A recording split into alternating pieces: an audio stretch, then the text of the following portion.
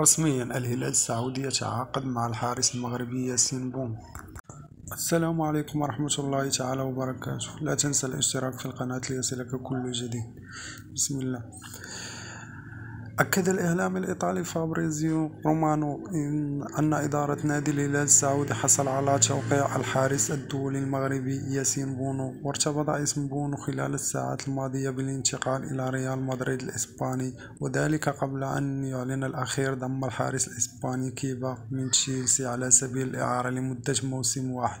وأشار رومانو عبر حسابه الشخصي على موقع التدوينات القصيرة تويتر أن إدارة نادي الهلال حصلت على توقيع ياسين بونو لمدة 3 مواسم، وأوضح أن حارس نادي إشبيلية أجرى الكشف الطبي بنجاح يوم الثلاثاء الماضي، حيث من المنتظر أن يتم الإعلان عن الصفقة اليوم الخميس. يذكر أن إدارة نادي الهلال كانت قد نجحت في التعاقد مع الدولي البرازيلي نيمار لاعب باريس سان جيرمان لمدة موسمين قادمين في صفقة مدوية. وشكرا.